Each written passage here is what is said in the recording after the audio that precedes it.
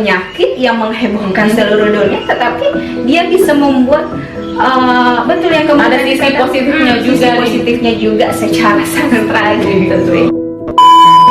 Itu luar biasa yang menghantam aku, menghantam aku sehingga aku terinspirasi untuk membuatnya sebagai puisi melalui iklan ini.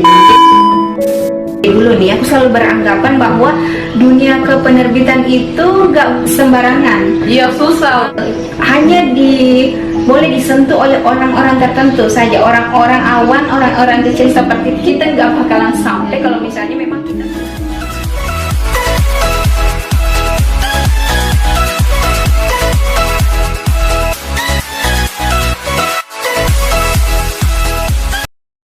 Oke, kayaknya kita udah berlarut-larut nih. Kita udah ngebahas tentang Kosana, udah bahas tentang sastra. Bagaimana kalau kita langsung aja ngebahas dan mereview buku Logopil Nadir sesuai dengan tema kita hari ini. Oke, langsung aja nih BSF. Aku mau nanya nih sama kamu, apa sih arti dari Logopil Nadir ini?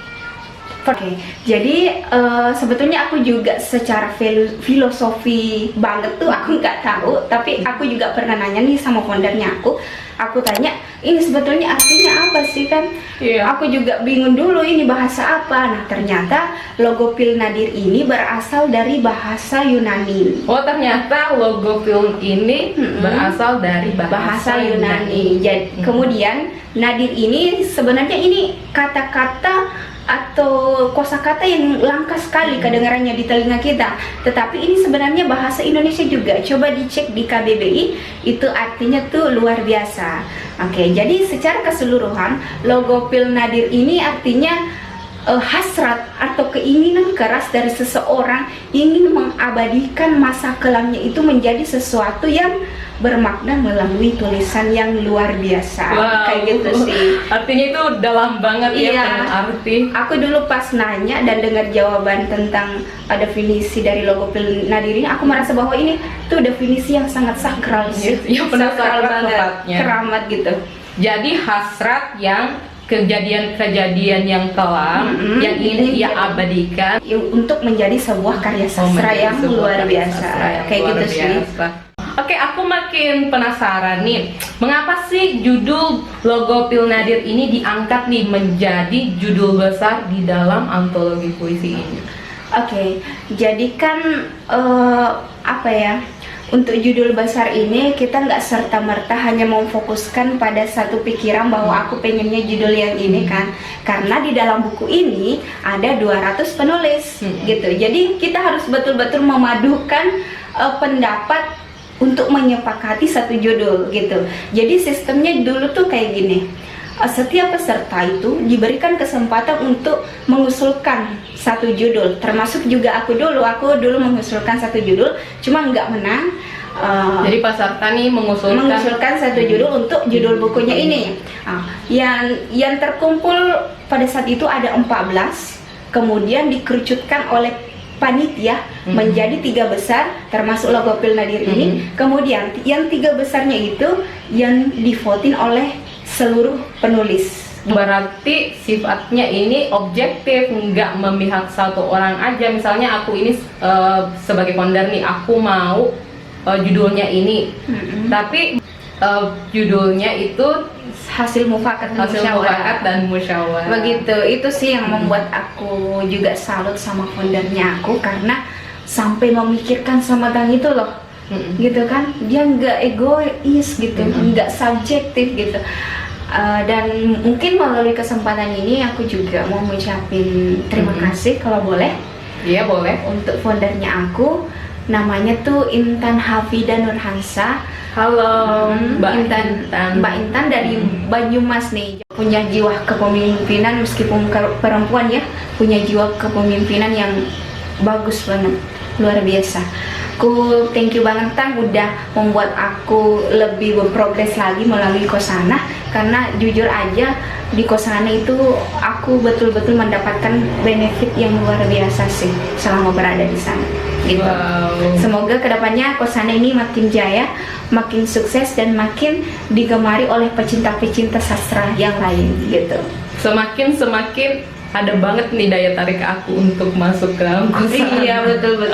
Oke. Di dalam antologi puisi ini kan banyak banget nih puisi.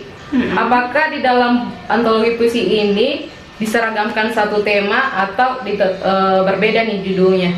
Oke, untuk keputusan rapat dari pengurus dalam penyusunan buku ini dulu itu difokuskan pada satu tema.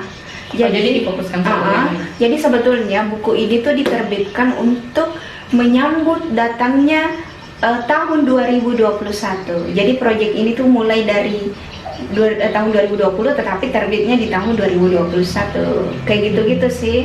Jadi temanya itu pada saat itu adalah tentang kenangan yang dialami penulis selama 2020.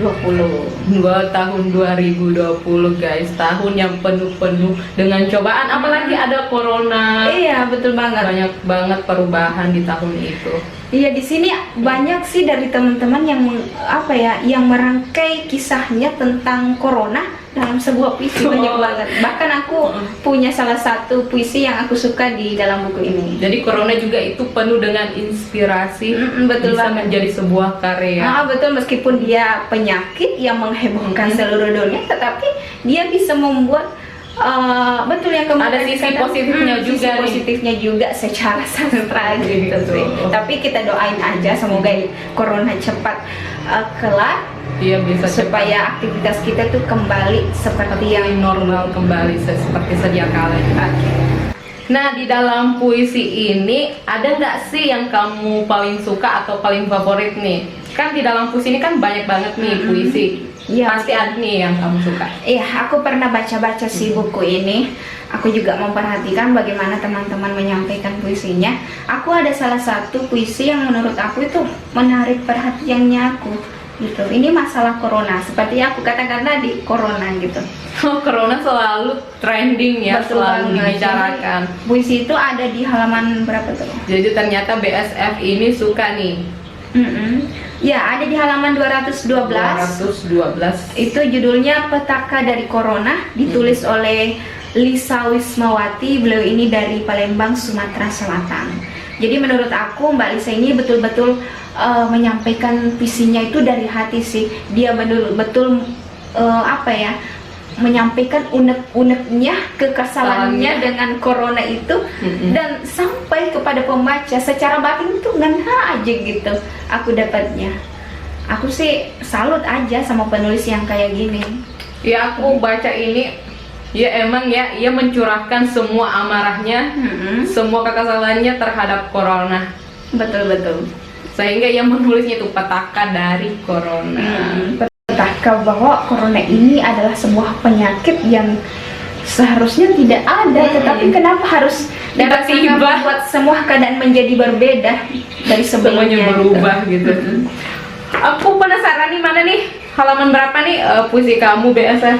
Ya, kalau puisinya aku itu halaman berapa tuh ya? Ada di halaman 61 ternyata. 61. Jadi judulnya tuh 2020 yang kemarau. Kan BSF ini kan terkenalnya dengan musikalisasi puisinya kan. Jadi bagaimana kalau kita BSF ini kita minta untuk membacakan deh sebuah puisinya. Syairnya maksudnya ya. Syairnya, baitnya. Ya, sebetulnya aku gimana ya? Mengingat juga durasi waktu kita ini cukup singkat dalam video ini. Ya. Tapi insya Allah sih ya, aku kalau teman-teman penasaran dengan puisinya aku yang ada di buku ini, aku spesial bakalan bikinin konten khusus pembacaan puisi ini. Oke, jadi terspesial deh. Iya, nanti. karena kalau aku bacakan di sini, mungkin ini bakalan memakan waktu yang cukup lama. Nanti sih, berubah tema nih, bukan review lagi. tapi nanti ada konten spesialnya. Insya Jadi Allah. BSF nanti akan membuatkan konten tersendiri nih untuk puisinya nih 2020 yang kemarau. Karena kan kebetulan memang dari kemarin itu aku udah niat pengen memusikalisasikan ini, tapi karena aku nunggu dulu nih proyek ini selesai, nanti kalau misalnya proyek ini selesai barulah aku membacakannya gitu. Oke. Supaya jadi surprise juga buat teman-teman gitu kan. Oke, bisa sedikit aja nih apa sih yang menginspirasi kamu menulis ini 2020 yang kemarin, sedikit aja nih untuk Oke. bocoran untuk teman-teman. Oke, untuk sedikit gambaran mengenai visinya aku, karena kan memang fokusnya tuh tentang kenangan penulis yang ada di tahun 2020 nih. Jadi di sini aku berusaha mengemas kisahnya aku secara keseluruhan. Bukan hanya fokus pada percintaan, fokus pada masa depan, enggak, tetapi aku Fokus semuanya. merangkainya dalam satu. Itu mengandung tentang ujian dalam percintaan, ujian dalam persahabatan, ujian tentang menghadapi kegagalan, ujian untuk mencapai masa depan dan cita-cita, gitu. Semua di sini menjadi satu. Karena memang yang aku rasain di tahun 2020 itu seperti itu. Aku merasakan kekelaman yang begitu dahsyat, begitu luar biasa, yang menghantam aku. Menghantam aku sehingga aku terinspirasi untuk membuatnya sebagai puisi melalui event ini. Gitu-gitu sih intinya. Kesenduhan hidupnya aku selama di tahun 2020. Wow, jadi semuanya melebur jadi satu Melebur di jadi dalam satu. sebuah karyanya BSF. Oke, nanti kita nungguin aja puisi musikalisasi kamu. Iya, insya Allah sih aku bakalan bikinin kontennya, karena dari kemarin-kemarin emang udah mau sih sebetulnya gitu. Oke. Insya Allah sih. Jadi buat teman-teman yang masih kepo dengan antologi puisinya, bisa nih kalian order di kontak di bawah. Oh ini. Ya.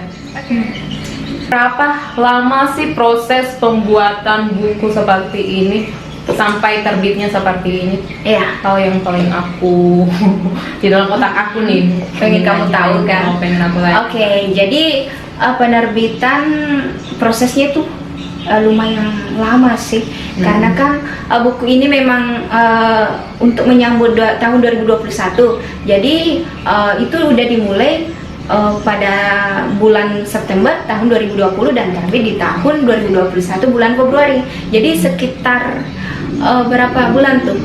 Udah 5 sekitar sampai 6 bulan kan? 6 Gitu bulan. Jadi ya.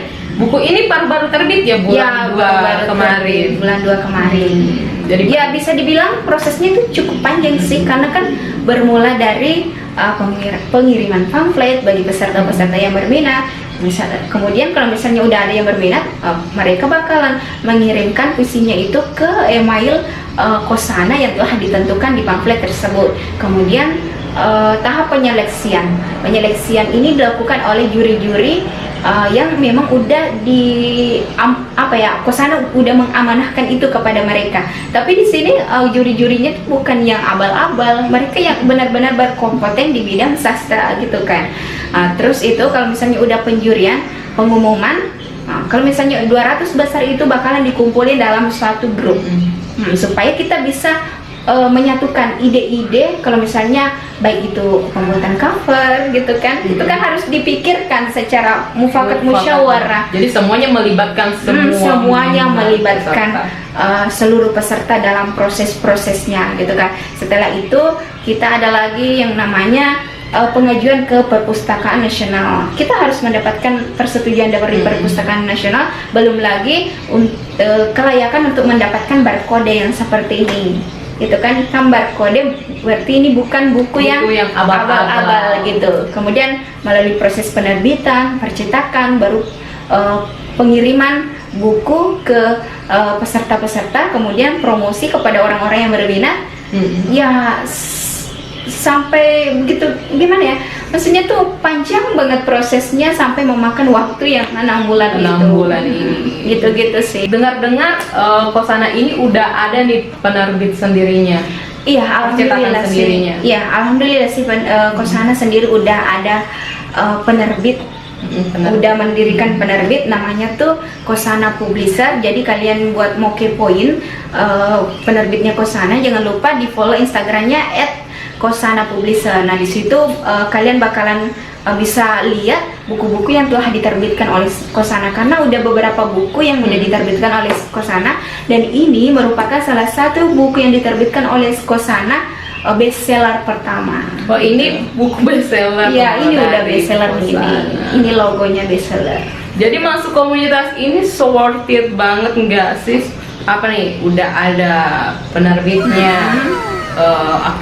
Aktivitas dari Senin sampai Sabtu. Bagaimana lagi dong? Kita harus join. Oke, the last question, apa sih benefit yang kamu dapatkan di dalam komunitas ini? Pasti banyak dong.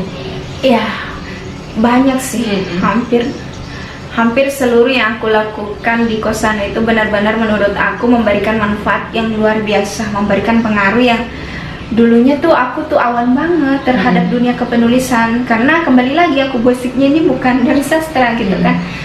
Tapi selama berada di Kosana aku benar-benar mendapatkan sesuatu, ibaratnya tuh mendapatkan berlian yang sama sekali nggak pernah aku bayangkan sebelumnya gitu. Jadi benefitnya tuh yang pertama tentu saja adalah ilmu yang bermanfaat kan. Karena kan memang tujuan kita masuk ke sana bukan hanya sekadar gaya-gayaan kan, pamer-pameran sama teman-teman bahwa ini loh aku anak komunitas kan. Dan udah terbit. Tapi yang paling utama dari bergabungnya kami itu adalah bagaimana kita mendapatkan ilmu dan pengetahuan dari teman-teman yang lain ataupun dari pemateri gitu kan. Yang kedua manfaat yang aku dapatkan adalah relasi, karena di Kosana meskipun ini sifatnya online, kita nggak pernah tuh bertatap muka, aku mendapatkan banyak teman-teman dari latar belakang yang berbeda gitu kan. Ada yang dari Sumatera, dari Jawa, Sulawesi gitu, dari Jakarta dan lain sebagainya. Jadi secara nggak langsung tuh kita mengenal bagaimana budaya-budaya yang ada di dalam di orang lain gitu kan, di teman-teman yang lain, karena kan cara berbahasanya kita di grup itu bakalan berbeda gitu. Kemudian juga kan kemarin aku sempet tuh bikin sebuah konten yang memusikalisasikan puisi yang tiga bahasa. Nah sebetulnya itu adalah hasil dari pertemanan aku di Kosana gitu kan. Jadi aku memanfaatkan persahabatan ini, nggak boleh hanya sekedar kita bersahabat secara pena gitu kan, tapi kita memanfaatkan perbedaan latar kebudayaan kita menjadi sebuah karya sastra gitu. Terus yang terakhir tuh manfaat yang aku dapatkan adalah bisa mengenal dunia penerbitan. Jadi pas aku duduk di bangku SD dulu nih, aku selalu beranggapan bahwa dunia kepenerbitan itu nggak sembarangan. Iya, susah loh. Hanya boleh disentuh oleh orang-orang tertentu saja, orang-orang awan, orang-orang kecil seperti kita nggak bakalan sampai kalau misalnya memang kita belum profesional dalam bidang sastra. Tapi nggak sesulit sih yang kita bayangkan, karena ternyata kalau misalnya kita udah bekerja sama dengan penerbit bakalan memberikan kita semacam tanggapan atau respon yang sangat baik kalau misalnya kita emang ada bekal karya yang memang layak untuk diterbitkan. Jadi setidaknya kita harus tahu nih penerbit. Kita harus ada modal. Tetapi karena beruntungnya aku bergabung di Kosana dan Kosana sendiri punya penerbitan, secara tidak langsung, secara seluk beluknya itu kita sedikit-sedikit udah tahu kan. Jadi selama di Kosana akhirnya aku mengenal lebih dalam lagi tentang penerbitan, meskipun buku tunggalnya karena aku alhamdulillah udah punya buku tunggal, bukan aku terbitkan di Kosana, tetapi setidaknya berawal dari Kosana aku bisa tahu beginilah dunia kepenerbitan gitu.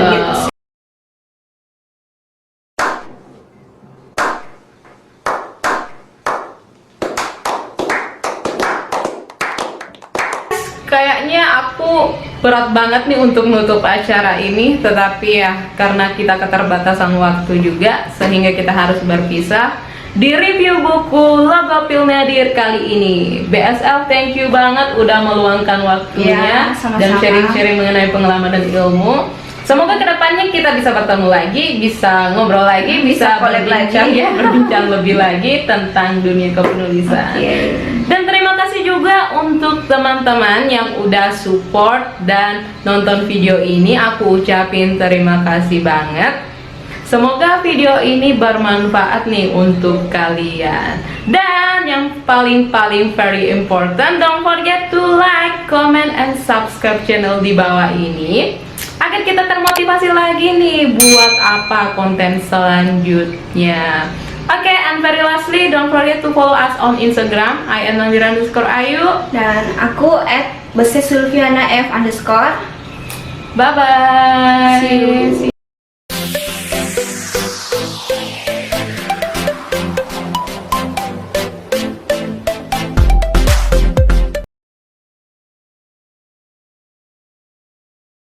butuh berapa lama sih proses pembuatan buku seperti ini? Ya, kalau untuk pertanyaan itu, ada Bentar, gitu. Sama dong. Dreng, ngeng. 1,000 years later.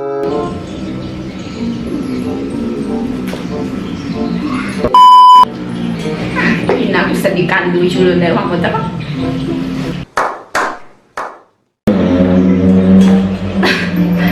Bunyi motor makin meresahkan ya bun. Bunyi motor makin meresahkan ya bun.